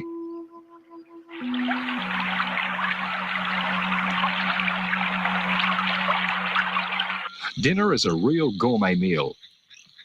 All the fish is cooked, and any leftovers will be eaten the following day.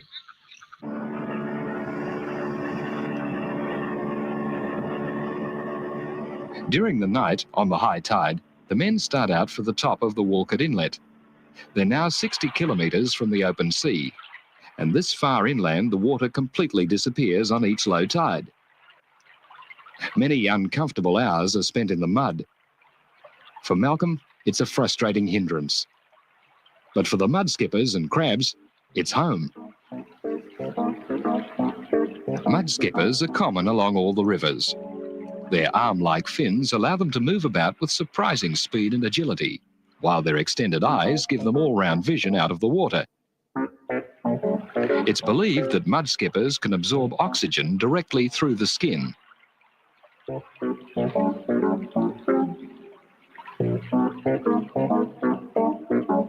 They disappear at the slightest hint of danger.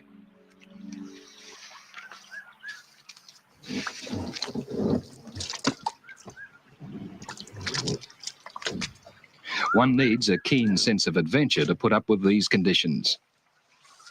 It's now late in October, the hottest time of the year, with the daily temperature in the 40s.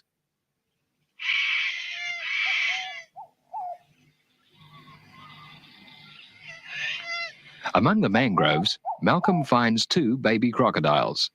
He's currently developing a research centre in Broome to study the crocodile and has an intense interest in these ancient reptiles. These 2 are small saltwater crocs. Crocodiles are now protected, and it's exciting to see that they are breeding again after being shot almost to extinction in the 60s. These juveniles, only months old, could eventually grow to over 5 metres and might live for 100 years or more.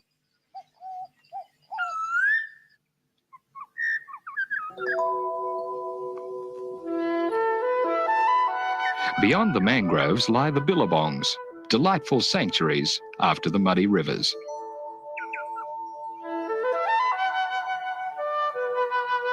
Malcolm, always conscious of staying healthy on these long trips, helps himself to some fresh food. The lily stems have a flavour like celery.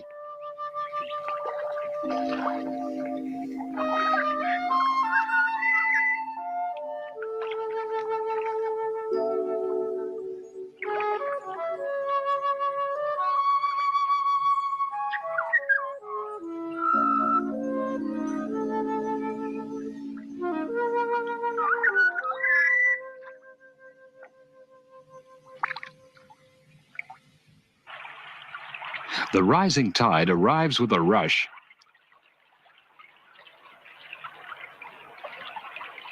Within an hour, the landscape changes again.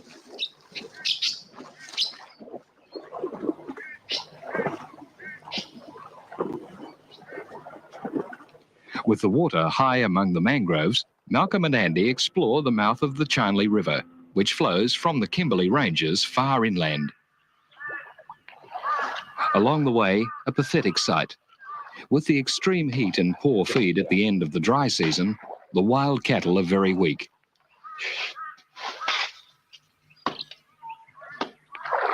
Malcolm tries in vain to help. It's too exhausted to move, and the mud holds fast. Yeah, that thing's fucked. Yeah, so he won't even take help. Well, It'll be food for the crocodiles during the night. The Charnley River, like the Isdell, runs through magnificent gorges. This far from the coast, the weather patterns are changing, and the first signs of the coming wet season are almost intolerable heat and threatening storms. Few places in Australia offer fishermen a better chance to get a feed. Barramundi, hooked on light gear, are superb fighters.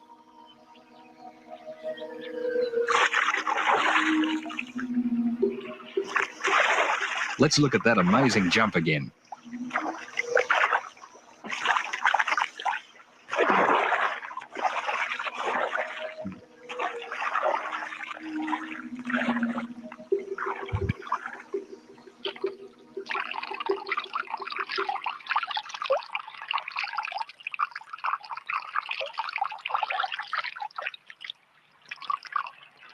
An unwelcome intruder is attracted to the commotion.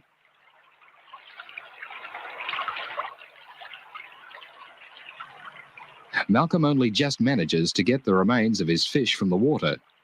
Shark attack can be swift and unexpected.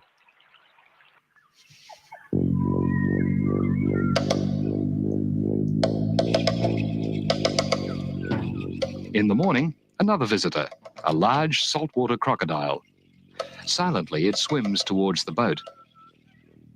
The killing of crocodiles for their skins was banned in 1970, and now the maturing reptiles have little fear of men.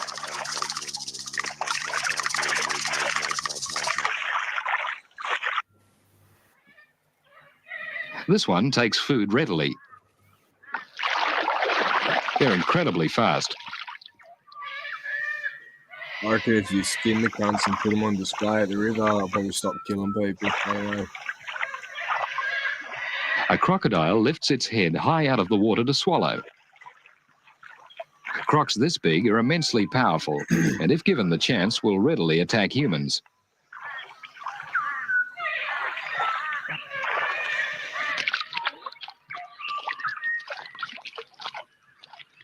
The size of the reptile can be clearly seen when it surfaces. Fuck me. That cunt's pretty deep. That's only a little Jardy, one. recognizing the threat, is very agitated. I'll see if I can. There was a sighting recently. I'll see if I can find it for you. Bear with me. Move some shit. Crocodile was fucking huge.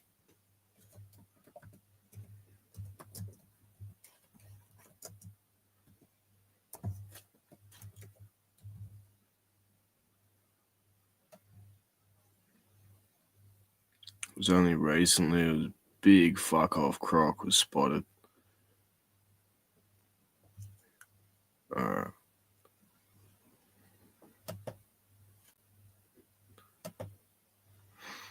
Okay, so I'll zoom in on this fucker for you because you can have a look at the size of this thing. This is in Queensland somewhere.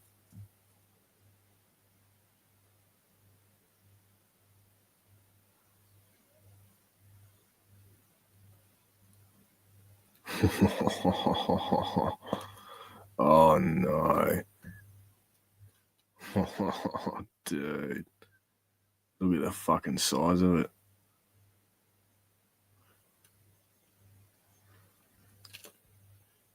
I don't like that. But yeah. There's the little ones. But She'll not relax until the croc has moved on.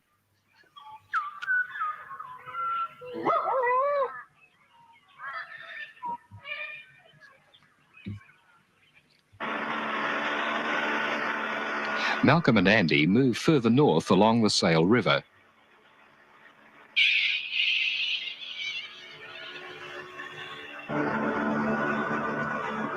Apart from the wonderful scenery, the river has a unique feature.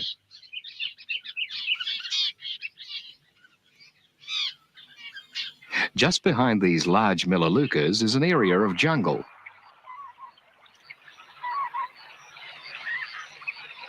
Such luxuriant growth is fed by a constant flow of fresh, clear water. It's a magic place, cool and green after the heat of the rocks.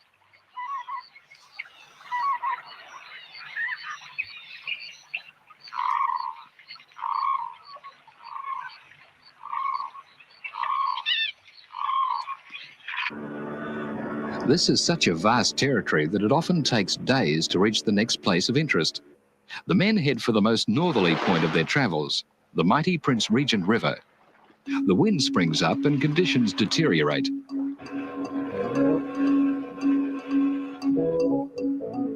All day they punch through big seas and Malcolm's worried. They're using too much fuel, and in the heavy weather, he's unable to locate their next stop, Curie Bay. At sundown, they seek refuge in a sheltered bay. Fuel is low, and they're in trouble. In the morning, the winds drop, but with little fuel remaining, it would be impossible to reach their destination. Malcolm and Andy prepare for a long wait. Andy arranges stones into a huge sign saying, "No fuel," which can be seen from the air.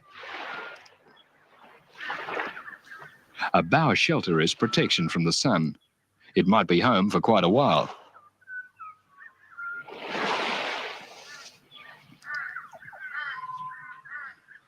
Malcolm sets up a distilling apparatus. In a sealed pot, salt water is boiled off into a tube, where the steam condenses and dribbles into a cup. It's a slow process, but effective. They're in luck. They signal for assistance. It's coastal surveillance who patrol between Broome and Darwin, searching for drug smugglers.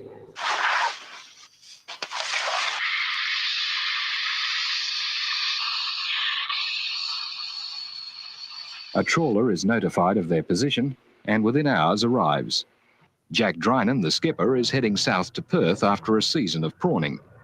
He's able to tow Malcolm's boat to a point where Curie Bay can be reached easily. The cultured pearl farm at Curie Bay is possibly the most isolated settlement in Australia. Malcolm's fuel from Broome has been delivered months earlier. The large tanks hold a total of 600 litres. And so at last, the Prince Regent River.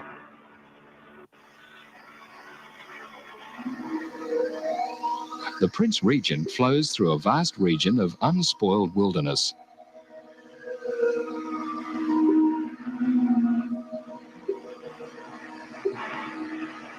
They swing from the main river towards their final goal, the magnificent King's Cascades. Malcolm's always wanted to come back here after seeing these waterfalls in 1971 when he was sailing on a pearling lugger.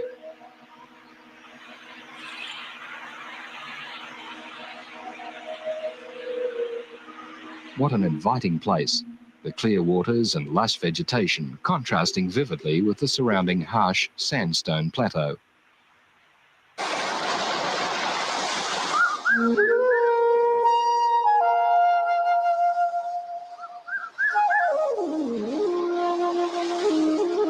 There are few places so appealing on a hot day.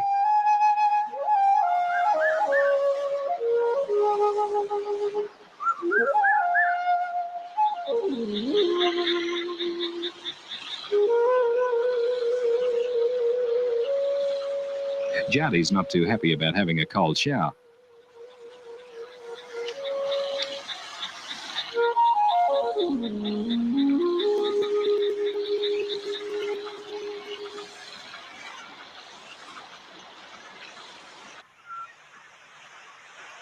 Malcolm and Andy climb the terraced rock face, hoping to locate the source of this endless flow. But the enervating heat slows them down. The country north of the Cascades is even more impressive. Kilometres of massive buses line the river far into the Kimberley. Even today, there are places up in the headwaters that no European has ever seen. It's an area that before too many years have passed, Malcolm hopes to explore. But now it's time to south, back to Broome. This coast is no place for a small boat with the cyclone season about to begin. Malcolm hopes that in the future, this vast wilderness will be recognised as one of the great natural wonders of Australia, and that it will be protected for all time.